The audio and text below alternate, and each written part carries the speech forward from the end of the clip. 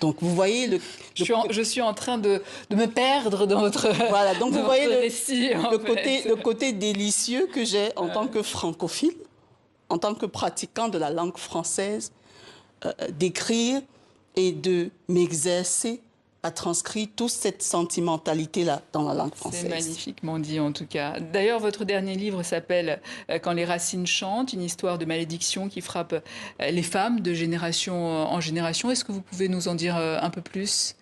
Ben oui, ce roman raconte l'histoire d'une jeune femme catholique pratiquante, camerounaise, qui, à quelques jours de se marier, lors d'une opération chirurgicale, se retrouve en train de perdre mystérieusement son utérus. Et donc, dans ce processus, le prêtre catholique camerounais, qui est censé célébrer son mariage, lui dit « Je pense qu'on peut trouver les raisons de ce qui t'arrive dans ton village maternel ». Et donc, ils s'en vont dans son village maternel, qui est un village qui existe, qui s'appelle Bonendale, au Cameroun, à Douala, la capitale économique.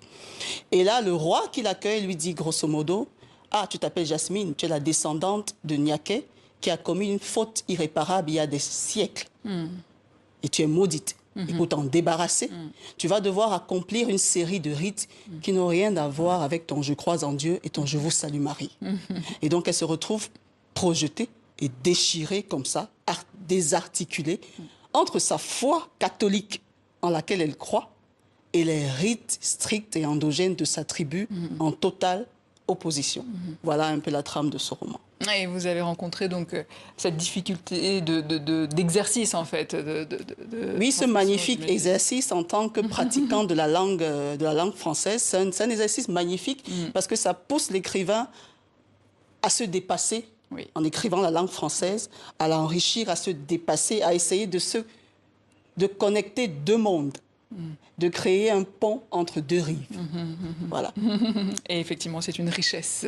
Très grande richesse. Alors, on l'a dit en ouverture, que pensez-vous du fait que le Niger ait quitté l'OIF, l'Organisation internationale de la francophonie? Je pense qu'il s'agit là d'un inconfort, d'un mal-être propre à toutes les colonies, qu'elles exorcisent d'une manière ou d'une autre, peut-être parfois maladroitement, ça dépend de quel angle on se place pour juger, mais qui traduisent une souffrance réelle, qui est celui de quelqu'un, d'un être humain, qui a une... Parce qu'il faut le dire, la langue véhicule un imaginaire, la langue véhicule une identité. La langue est essentielle. Et donc, il s'agit d'un mal-être qui commence à gagner et qu'il faudrait peut-être que la France soit à l'écoute de ces anciennes colonies-là qui aimeraient enfin être elles-mêmes et qui estiment qu'elles ne sauraient être elles-mêmes dans leur authenticité avec la langue française, sans pour autant la détester, parce qu'on la maîtrise. On l'aime, cette langue, mais on a parfois l'impression peut-être d'être aliéné.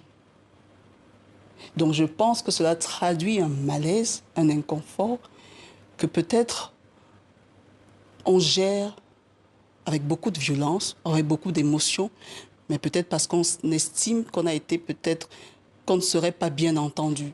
Et c'est l'analyse que je fais, et moi, ça ne me... Vous saviez, ma grand-mère, paix à son âme, elle s'appelait Makolo. C'était une femme douala de Bonindale. Et elle disait, Amouna, mon enfant, quand le bébé crie, ne le tape pas. Écoute la musicalité de ses cris. Et cette musicalité te dira où il a mal. C'est tout ce que je peux dire. C'est un malaise que vous retrouvez au Cameroun. Comment se porte la francophonie au Cameroun? Déjà, j'ai vu qu'il y a quelque chose, je vais appeler ça, il y a un phénomène jumeau entre le Niger et le Cameroun. Parce que j'ai vu le Niger, déjà, ils ont commencé l'année passée à débaptiser certaines rues, certaines statues. Voilà, très bien. Au Cameroun, c'est un phénomène qui arrive déjà depuis quelques années, qui est tu par le gouvernement, mais certains moments, des personnes vont détruire des statues coloniales, veulent débaptiser les rues. Donc, c'est un cancer qui est là, c'est un marasme qui est là. Ouais. Mais pour le moment, c'est quelque chose de... Non, ça passe, la langue française est pratiquée sans aucun souci. Merci. Danielle Yango, autrice notamment. De Quand les racines chantent aux éditions Afrique Avenir.